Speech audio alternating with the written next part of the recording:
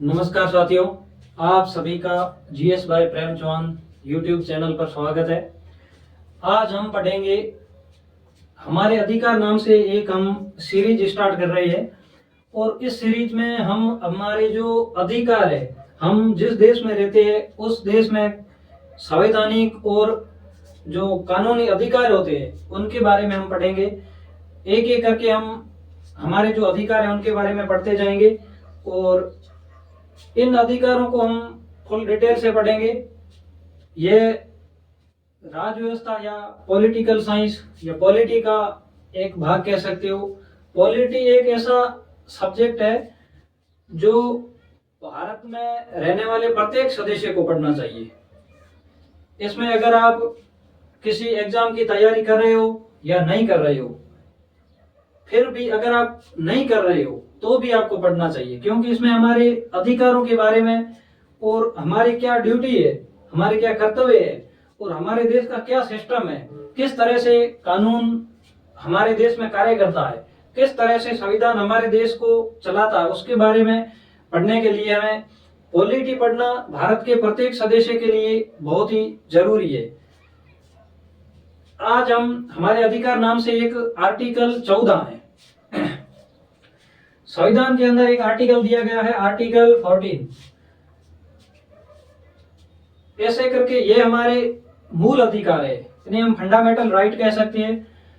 इन fundamental right की संख्या है जो उनको हम एक एक करके पढ़ेंगे, क्योंकि एक दिन में हम एक आर्टिकल पढ़ेंगे, इससे हमें याद करने में आसानी रहेगी। इस वीडियो को कोई भी देख सकता है, भारत में रहने वाला कोई भी व्यक्ति इसे देखकर अपने अधिकारों के बारे में कुछ थोड़ी बहुत जानकारी प्राप्त कर सकता है। आज हम हमारे अधिकार नाम से एक सीरीज स्टार्ट कर रहे हैं। इस सीरीज में सबसे पहला आर्टिकल है जो आर्टिकल 14, आर्टिकल 14 है। इस आर्टिकल में समानता की व्याख्या की गई है, right to equality. Right to equality के बारे में इस अधिक आर्टिकल में बताया गया है। इस आर्टिकल का जो पॉलिटी की लैंग्वेज में, राजव्यवस्था में जो एक नाम है वो है विधि के समक्ष समता और विधियों का समान संरक्षण। ये दो लाइनें एक तरह से, इनको दोनों को अलग अलग देशों से भारत के द्वारा लिया गया है। विधि के समान समता है जो यहां तक, ये हमने लिया है ब्रिटेन से। इस आर्टिकल को हमने ब्रिटेन के संविधान से लिया है। आपको पता होगा कि ब्रिटेन का संविधान विश्व का या वर्ल्ड का एकमात्र संविधान है जो अलिखित संविधान है और बहुत ही लचीला संविधान है। और यूएसए विधि के समक्ष समता और विधियों का समान संरक्षण, इक्वालिटी बिफोर लॉ, विधि के समक्ष समता और विधियों का समान संरक्षण, equality protection of law, equality protection of law, विधियों का समान संरक्षण, ये हमने यूएसए में लिया है। संयुक्त राज्य America, USA, United state of America से हमने लिया है इक्वालिटी प्रोटेक्शन ऑफ लॉ। इसमें हमें राइट टू इक्वालिटी, हमें अपने राइट टू इक्वालिटी की मांग करनी चाहिए। और ये रूल ऑफ लॉ, समानता का जो अधिकार है, जो रूल ऑफ लॉ को दर्शाता है। इसमें हमें बताया गया है कि विधि के समक्ष समता और विधियों का समान संरक्षण। इसमें ब्रिटेन से जो हमने जो विधि के समक्ष समता लिया है, यह एक,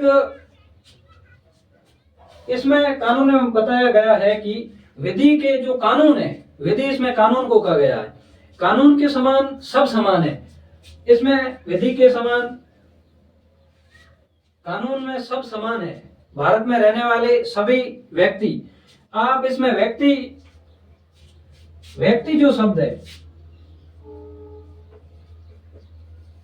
व्यक्ति, इसमें आप किसी कंपनी, समिति, निगम, ये सब एक व्यक्ति के रूप में दर्ज किए जाएंगे।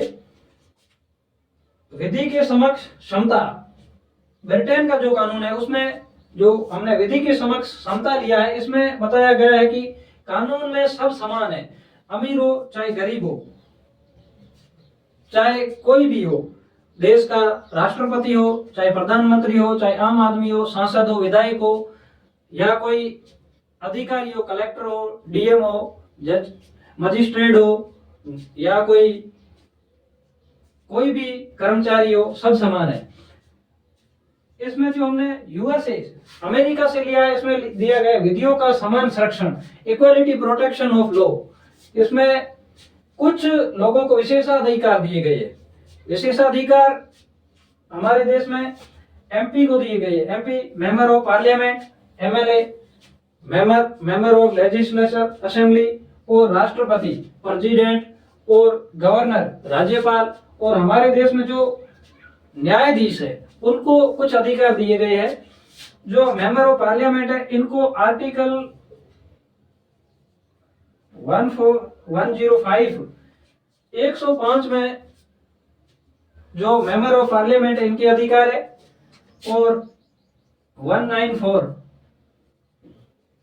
आर्टिकल 194 में जो एमएलए है, सभी राज्यों की विधानसभाओं में जो सदस्य होते हैं उन्हें उनके जो विशेषाधिकार है जो 194 में 194 जो आर्टिकल है उसमें है। और जो राष्ट्रपति है, राष्ट्रपति के बारे में जो विशेषाधिकार है, राष्ट्रपति और जो गवर्नर, राज्यपाल और जो मजिस्ट्रेट है इनके बारे में जो अधिकार है जो आर्टिकल 1361 में 161 में दिए गए। जो जज है, न्यायाधीश, इनके 16K में दिए गए हैं। इसमें यह बताया गया है कि विधि के समान सब समान है। इसको हम एक उदाहरण से समझ सकते हैं। अगर कोई व्यक्ति है, दो आदमी है, एक अमीर है और एक गरीब है, उन दोनों ने मिलकर किसी आदमी की हत्या कर दी, तो हत्या करने के बाद में अगर उनको न्यायालय के द्वारा समान विधि के कानून के समान समझकर एक दंड दिया जाएगा कि आप दोनों 1-1 करोड़ रुपए भर दो जुर्माना, तो आपको छोड़ दिया जाएगा, नहीं तो आपको 10 साल की जेल होगी या आजीवन कारावास होगा या आपको मृत्युदंड दिया जाएगा। तो जो एक अमीर आदमी था वो 1 करोड़ रुपए भरकर छूट जाएगा, जो गरीब आदमी है उसको तो मृत्युदंड हो जाएगा। इसलिए इस कानून में कुछ अधिकारों में छूट दी गई है। जैसे छूट इतनी भी नहीं, जैसे कि अगर राष्ट्रपति है या राज्यपाल, इनको बहुत ही अधिक विशेषाधिकार प्राप्त है। यह नहीं कि ये दोनों अगर किसी आदमी को गोली मारकर हत्या कर देंगे तो इनको सजा नहीं होगी, सजा होगी इनको कुछ मामलों में विशेषाधिकार दिए गए, कुछ कार्यों में। जैसे कि राष्ट्रपति और राज्यपाल जो अपने कार्यकाल के दौरान किए गए कार्य होते हैं उनके प्रति न्यायालय में जिम्मेदार नहीं होंगे। इनके द्वारा कोई भी सरकार को सलाह दी गई है या सरकार इनसे क्या सलाह लेती है उनके बारे में बताने के लिए यह जिम्मेदार नहीं है। एमपी और एमएलए ये दोनों इन राष्ट्रपति और राज्यपाल और जो मजिस्ट्रेट होते हैं, न्यायाधीश, इनके ऊपर कानूनी कार्रवाई जो राष्ट्रपति और गवर्नर के ऊपर जो राज्यपाल है इन पर कोई भी जो क्रिमिनल केस है, दो तरीके के केस होते हैं। एक होती है फौजदारी और दीवानी मामले, सिविल और क्रिमिनल। इन दोनों में जो इनके ऊपर कार्यकाल के दौरान कोई भी मुकदमा नहीं चल सकता। अगर मुकदमा चलाया जाना जरूरी है तो इनको महाभियोग के द्वारा हटाया जाएगा। हटाने के बाद में इन्हें एक 14 दिन का नोटिस देकर इन्हें हम इन पर मुकदमा चला सकते हैं। एमपी और एमएलए अगर ये सदन चल रहा है तो सदन में अगर इन्होंने कोई भी अपशब्द है या कुछ भाषण दे दिया है तो ये न्यायालय में उसके प्रति जिम्मेदार नहीं होंगे। हमने देखा होगा कि न्यायालय में कई बार जो एमपी होते हैं या एमएलए होते हैं उनके ऊपर जो केस चलता है, जिस समय संसद का या विधानसभा का सत्र चल रहा होता है उस टाइम ये न्यायालय में उपस्थित नहीं होते हैं, ये इनको विशेषाधिकार दिए गए हैं। और इनके द्वारा हमने सदन में देखा होगा कई बार लात, घुसे या जूते वगैरह उछालना ये आम बात है। तो इनके प्रति न्यायालय इनको दंडित या इनको सजा नहीं देगा। यह इक्वलिटी प्रोटेक्शन ऑफ लॉ में है, क्योंकि और इसके अलावा जो समाचार पत्र एजेंसियां हैं, ये सदन में चल रही किसी कार्यवाही को अगर अपने न्यूज चैनल पर बताएंगे तो इनको लीगल तरीके से बताएंगे, जो है वही दिखाएंगे, तोड़ मरोड़ कर नहीं दिखाएंगे। तो न्यूज एजेंसियों पर भी किसी तरह का कोई भी दंडित कार्रवाई नहीं होगी। तो विधि के समक्ष क्षमता में एक और है कि कानून के अलावा दंडित नहीं कर सकते। जो ब्रिटेन से हमने लिया है, इसमें विधि के समक्ष क्षमता में दिया गया है कि कानून के अलावा आप किसी भी आदमी को सजा नहीं दे सकते। और यह जो विधि के समान क्षमता, यह देशी और विदेशी दोनों नागरिकों को प्राप्त है। जैसे कि हमारे देश में रहने वाले सभी नागरिक, विदेश का कोई भी आदमी अगर हमारे देश में आ गया, या विदेशी राजदूत आ गए, या विदेशी कोई भी यूएन के जो सदस्य आ गए, या विदेशी प्रधानमंत्री, राष्ट्रपति आ गया, तो उन सभी को ये अधिकार प्राप्त है। और उनको जो विधियों के समान संरक्षण है, इक्वलिटी प्रोटेक्शन ऑफ लॉ के तहत भी उनको विशेषाधिकार प्राप्त है। यह जो विधि के समान क्षमता है, यह ब्रिटेन के एक, जो आप इनको फिलोसोफर कह सकते हो या दार्शनिक कह सकते हो, डाइसी नाम से थे। डाइसी के द्वारा इस सिद्धांत जो डॉक्ट्राइन है, इसका प्रतिपादन किया गया था। विधियों का समान संरक्षण, परिस्थिति के अनुसार सजा मिलेगी। इसमें तो आपने बता दिया कि कानून के अलावा दंडित नहीं कर सकते, और आप कुछ भी गलत करोगे तो आपको सजा मिलेगी ही मिलेगी। उनका जैसे कि हमने देखा हमारे देश में, जैसे आसाराम केस हुआ, उन्होंने गलत किया तो उसका उन्हें सजा मिलेगी ही मिलेगी।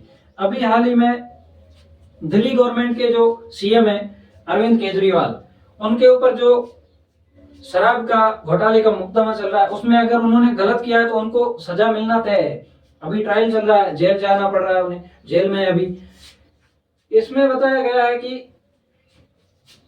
अगर क्रिमिनल लॉ है एमपी एमएलए के लिए, इनको क्रिमिनल लॉ में या जो सिविल है, इन पर दोनों पर मुकदमा, इन दोनों को अगर मुकदमा या इनके द्वारा कृत्य किया गया वो प्रूव हो गया है तो इन्हें सजा मिलेगी ही मिलेगी। इसमें जो इक्वालिटी प्रोटेक्शन ऑफ लॉ में बताया गया है कि हम किसे संरक्षण का अगर एक उदाहरण देखें तो जैसे कि दो व्यक्ति है, एक नाबालिग है, एक बालिग है, उन्होंने कोई भी अपराध कर दिया है, तो उस अपराध में उस जो नाबालिग है और एक बालिग है, तो नाबालिग बच्चे को सजा नहीं मिलेगी उसको। अगर उसने किसी हत्या की है या कोई ऐसा कार्य किया है जो देश हित में नहीं है, देश हित तो नहीं कह सकते, लेकिन अगर इसने कोई क्रिमिनल किया या किसी को मार दिया है या किसी के थप्पड़ मार दिया है या किसी का एक्सीडेंट कर दिया है, तो इसमें जो नाबालिग होगा उसे सजा नहीं मिलेगी, इसे सजा नहीं मिलेगी। जो बालिग है इसे सजा मिलेगी, क्योंकि कानून बना रखा है। कानून में 18 साल से जो कम एज का है उसको ना समझ की संज्ञा दी गई कि इसे पता नहीं था, इसलिए इसने ये कृत्य कर दिया, तो इसे कुछ छूट देती है जिससे कि ये सुधर जाए और आइंदा उस या केस या उस प्रपंच में ना पड़े। ये अधिकार हमारे देश में सभी लोगों को प्राप्त है, चाहे अमीर हो चाहे गरीब हो, ऊंचा हो चाहे नीचा हो, चाहे किसी भी जाति धर्म का हो, तो उसको सभी के समान समानता जरूरी है, समानता मिलेगी। लेकिन इसमें कुछ जो विशेषाधिकार प्राप्त लोग हैं उनको छोड़कर हमारा जो संविधान है इसमें विशेषाधिकार प्राप्त है, इनको छोड़कर सभी को समान है। हम किसी को भी वर्ग भेद नहीं कर सकते। हमारे जो देश में कास्ट सिस्टम है, इसमें हम किसी को ये नहीं कह सकते कि ये इस जाति का है इसलिए ये दलित है या ये अछूत है, ये नहीं कह सकते।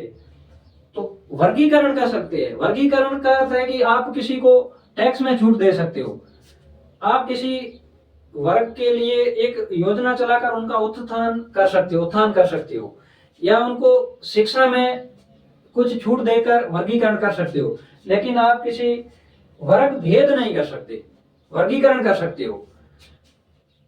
इसमें जो रूल ऑफ लॉ है, इसमें आज हमने जो एक समानता का अधिकार, इसके बारे में कुछ जानकारी ली है। और